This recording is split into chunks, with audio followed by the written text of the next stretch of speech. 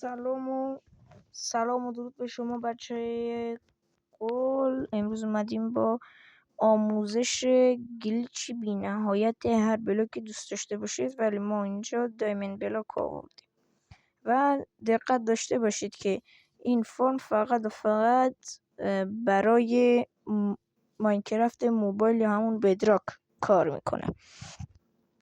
برای شروع اولش این بلاک میکنیم، آب میریزیم توش، بعدش 2 بلاک فاصله میذاریم، یه بلاک دیگه میذاریم، یه بلاک دیگه میکنیم. منظورم بود حالا لاوا بوکت، حالا گلاس برمیداریم که من گلاس ور نداشتم، همه جا سوخت، منم دارم میسوزم.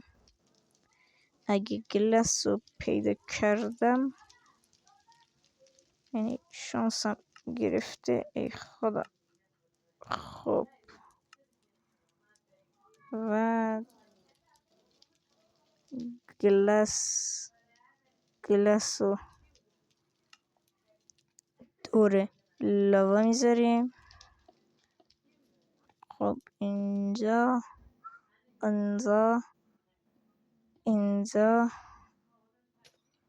روی لاوا هم میپوشونیم اینجا. خب حالا اینجا نستیک پیستون میذاریم، این ورش یعنی ردستون.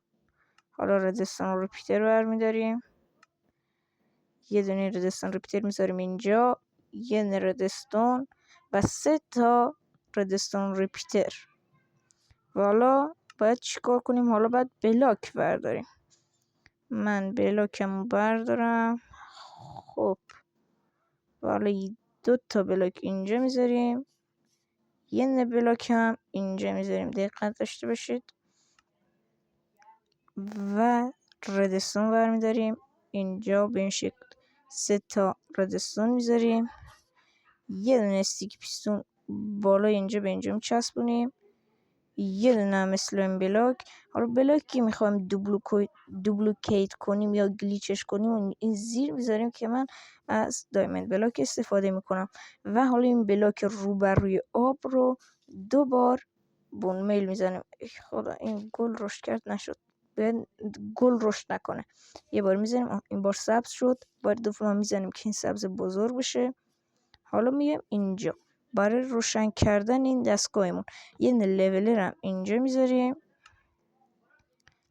این بخشید ردستون ریپیتر اینجا میذاریم، این لولر هم جلوش.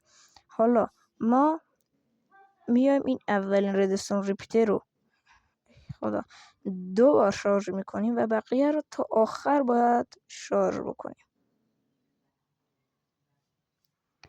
به این شکل، به جز اینی که قراره باش روشنش کنیم.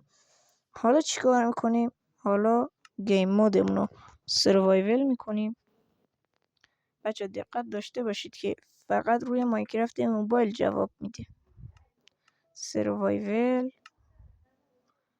و حالا پیککس برمیداریم، لول رو میزنیم، منتظر میمونیم این باز بشه. حالا سریعا اینو خرابش میکنیم، برمیداریم. حالا این بلاکی که اینجا اومده بلاکی که دوبلیکیت شده و گلیچ شده، یعنی ما میتونیم این بلاک رو تا ابد بکنیم. شده مثل وان بلاک شدیم. ماینکرافت پلیر رو میدونم وان بلاک یعنی چی. واقعا این هیچ وقت خراب نمیشه، تموم نمیشه. اگه میگید نه آیتم نمیده، بیا بفرم. 15 تا داد، 15 حالا میشه 17 تا. و برای آموزش های بیشتر پیجمو فالو کنید، زنگوله هم فعال کنید، یعنی سابسکرایب کنید و من رو لایک کنید که این پیج جدید باز کردم و هر آموزشی که برای بدراک باشه رو من اینجا میدم. مخلصتون هستم. خداحافظ.